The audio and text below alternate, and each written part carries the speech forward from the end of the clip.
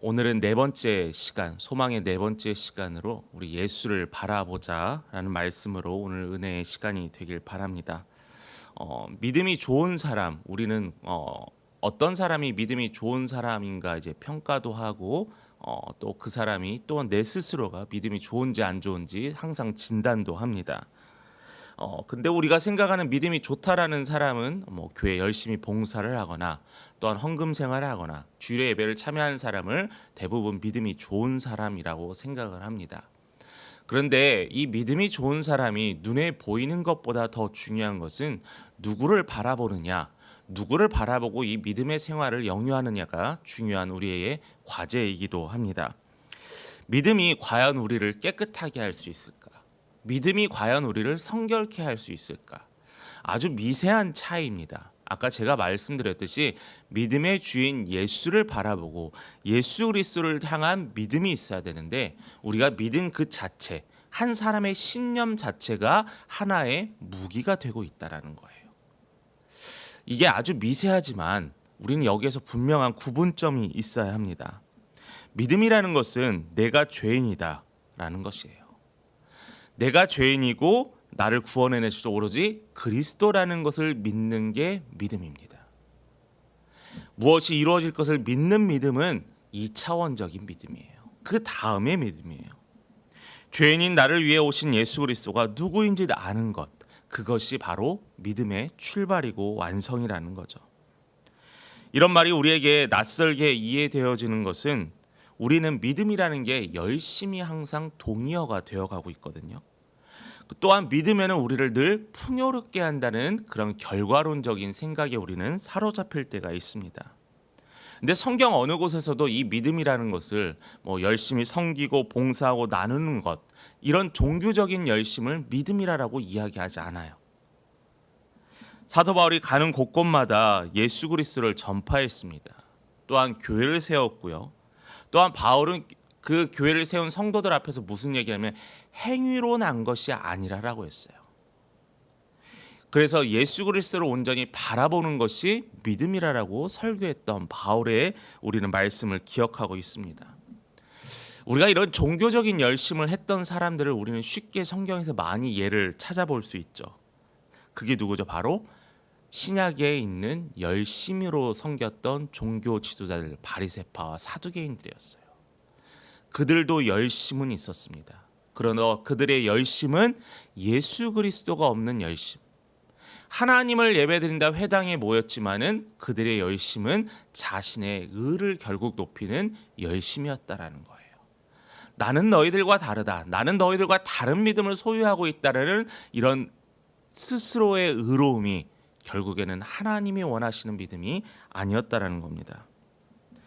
그렇다면 또 어떤 믿음이 올바른 믿음인가? 이와는 다른 이들로부터 손가락질 받았던 대표적인 성경의 인물들, 예수님이 사역 당시에 있었던 아팠던 자들이 있습니다. 우리 환우들이 있어요.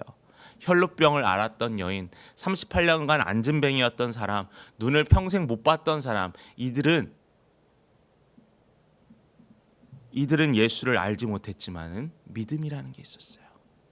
그들의 믿음의 출발은 간절히 낫고자 하는 바램이었습니다. 그러나 그들이 낫고자 하는 이 바램이 예수를 만지게 했고요. 예수를 말씀을 따르게 됐고요. 예수의 말씀에 따라 일어나게 되었다라는 거예요. 물론 그들에게도 이러한 열심은 있었습니다. 그러나 그들은 예수에게 나아가고자 하는 열심이었다라는 거예요. 분명히 이 믿음은 구분되어야 합니다. 예수님만이 나를 온전케 할 수 있다는 믿음으로 출발해서 그 출발이 예수가 나의 구원자임을 고백하는 그 단계로 나아가는 것이 올바른 믿음의 성장입니다. 그래서 오늘 우리가 너무나 잘 아는 이 히브리서 12장, 이 12장의 말씀이 바로 그러한 말씀입니다. 2절의 말씀을 한번 보면은 우리가 너무나 잘 아는 말씀입니다. 믿음의 주요 온전케 하시는 이인 예수를 바라보자라고 했어요. 비록 성경이 우리에게 예수를 바라보자라고 하겠지만은 사실은 이 말을 누가 따를까요? 예수를 아는 사람이 따르는 거예요. 교회 와서 예수 믿으세요. 복음이 무엇입니다. 믿으니까 이 교회 성전에 와서 예배를 드리잖아요. 그럼에도 왜 하냐면은 바로 방금과 같은 거라는 거예요. 예수를 바라보자. 순종할 사람이 더욱더 힘쓰라라는 거예요. 힘쓰는 것뿐만 아니라 나도 이렇게 힘쓰는데 이 힘씀을 통하여서 내가 배우고 내가 경험하고 내가 체험한 이 예수를 전하라라는 겁니다. 이게 바로 온전케 하신 예수를 바라보는 거예요. 때로는 처음에 시작은 이렇게 할 수 있습니다. 몸이 아파서 병을 낫기 위해서 신앙생활을 시작하는 사람도 있어요. 하는 일이 너무나 안 돼서 신앙생활을 시작하는 사람도 있을 수 있습니다. 그냥 남편이나 아내 때문에 어쩔 수 없이 신앙생활하는 사람도 있어요. 그러나 여러분, 이렇게 출발했지만 이 안에 있어서 온전케 하신 예수를 바라볼 때 그 사람은 변화하는 체험을 할 수 있게 된다는 겁니다. 그래서 네 번째로 우리의 소망이 뭐냐면 바로 온전케 되기를 소망히 한다는 거예요. 온전케 하시는 예수를 바라보는 게 바로 우리의 소망입니다. 1차적으로 예수가 우리의 소원을 들어주거나 병을 고쳐주는 게 절대로 온전케 하신 예수가 아니에요. 기적과 치유는 그 예수를 바라보기 위한 하나의 도구예요. 우리가 기적과 치유에만 따라다니면 어떤 현상이 생기냐면 귀신도 쫓아갈 수 있고요. 거짓 이단들도 그렇게 쫓아갈 수 있습니다. 온전케 하시는 예수, 하나님의 아들 독생자인 예수가 바로 예수를 통해 우리가 온전케 되는 그 예수를 통해 우리가 바라보고 살아가야 한다는 거죠. 먼저 이 온전케 되는 사람의 특징이 있는데 바로 자신이 부족한 자라는 걸 알게 된다는 거예요. 교회 와서 앉자마자 매번 저는 부족합니다. 눈물이 납니다. 당연한 수순이에요. 왜냐하면 온전케 되어가는 과정이거든요. 나는 예수를 더 알고 예수를 더 경험하고 체험할수록 나는 점점 더 작아져요. 그럴 수밖에 없어요. 왜냐하면 나의 죄를 내가 발견하게 되거든요. 깨닫게 되거든요. 바리새인들이 예수님께 책망받았는데도 그들은 결코 변하지 아니했습니다. 자신들의 죄가 뭔지 몰라요. 떳떳했어요.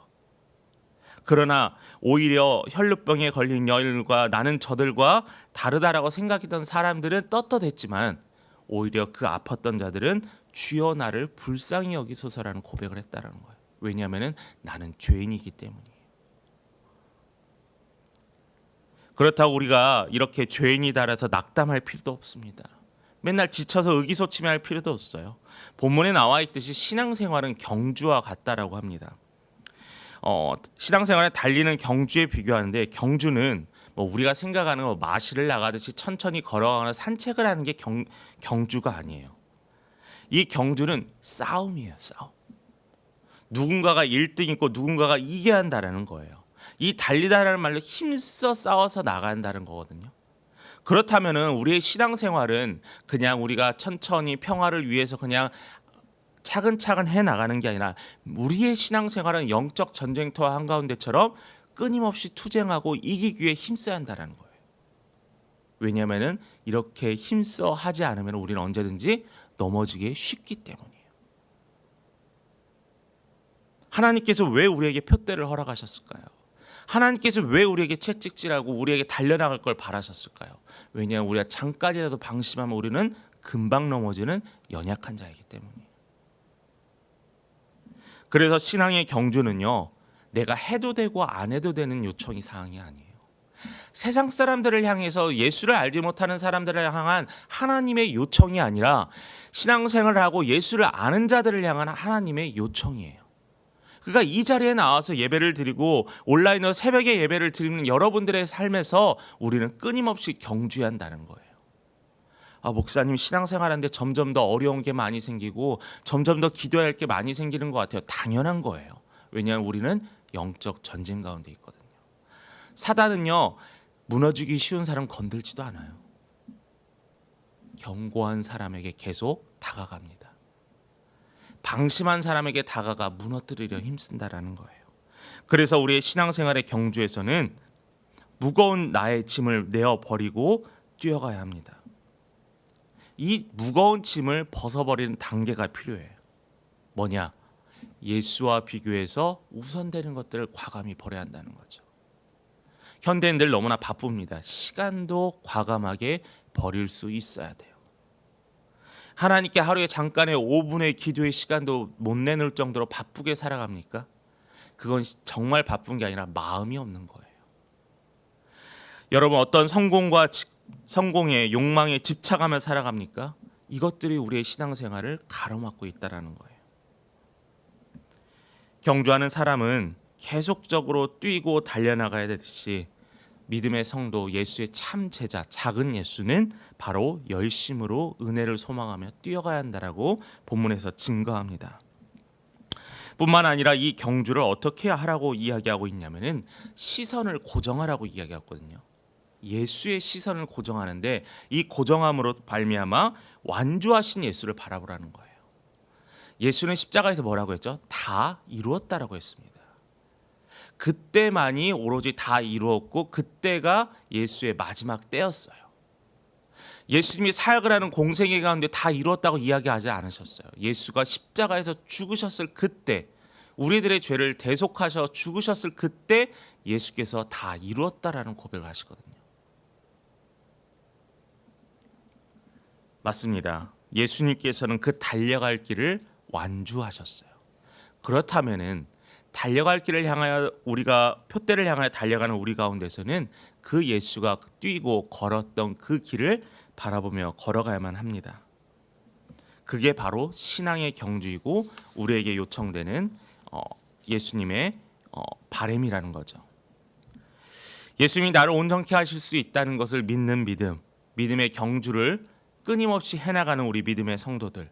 그러면 이 성도들의 삶에는 무엇이 있냐? 사명이 있어요. 나만 달려갈 것이 아니라 같이 달려가야 한다는 겁니다. 2인 삼각 경기를 해보셨죠? 우리 어렸을 때 초등학교 운동회나 교회에서도 가끔 합니다. 예전에는 재미로 무조건 다 하게 했는데 제가 최근에 부교육자 하면서 했을 때는 2인 삼각 경기를 없앴어요. 왜냐하면 매번 다치거든요. 빨리 달리는 사람 빨리 가려고, 천천히 가려는 사람 그러다 보니까 항상 넘어지고 다칩니다. 여러분, 2인 삼각이라는 거예요. 나 혼자 신앙의 경주를 하고 있는데 내 옆 사람과 손잡고 같이 가라는 거예요. 근데 그 사람이 누구냐? 예수를 알지 못하는 사람이에요. 예수를 알지 못해서 무엇이 목표이고 온전치 못한 사람들을 향하여 예수는 계속 달려가길 원하고 그들과 함께 가길 원한다신다는 겁니다. 여러분, 우리는 분명히 말씀을 확인합니다. 이제는 달려가야 돼요. 안주하는 게 아닙니다. 이 정도의 신앙에 나는 이 정도면 됐어라는 신앙이 아니라 천국의 소망을 두고 세상의 소망을 두지 않고 예수의 소망을 두고 우리는 끊임없이 달려가는 성도가 되어야 된다는 거예요. 예수를 바라보는데 방해되는 것들은 과감히 끊어낼 수 있는 결단도 필요합니다. 인내는 신앙에 당연히 거쳐야 되는 단계예요. 힘들 수도 있고 지칠 수도 있습니다. 그러나 그 신앙의 목표가 확실했을 때, 그 천국에 우리의 소망이 됐을 때 우리는 끊임없이 달려갈 수 있는 힘을 공급해 달라고 우리는 구해야 될 거예요. 내가 다니는 거 아닙니다. 내가 혼자 뛰는 거 아니에요. 예수가 나와 동행해 주신다고 하셨어요. 말씀 마무리합니다. 내가 온전한 사람으로 바뀌는 게 아닙니다. 그리스도로 말미암아 온전케 된다라고 기록합니다. 온전케 하시는 사람을 바라보는 자, 바로 그가 작은 예수고 그리스도로의 사람입니다. 우리가 소망은 온전케 하신 예수를 바라보고 예수를 따라 사는 것이 오늘의 소망이 되어야 합니다. 그래서 오늘을 살아가는 여러분, 또한 2024년을 시작하며 지금 5일째 시작하는 여러분들의 삶 속에서 온전케 하시는 예수를 바라보고 지치지 않는 경주에서 승리를 다 같이 맛보는 우리 믿음의 성도 되기를 간절히 축복합니다.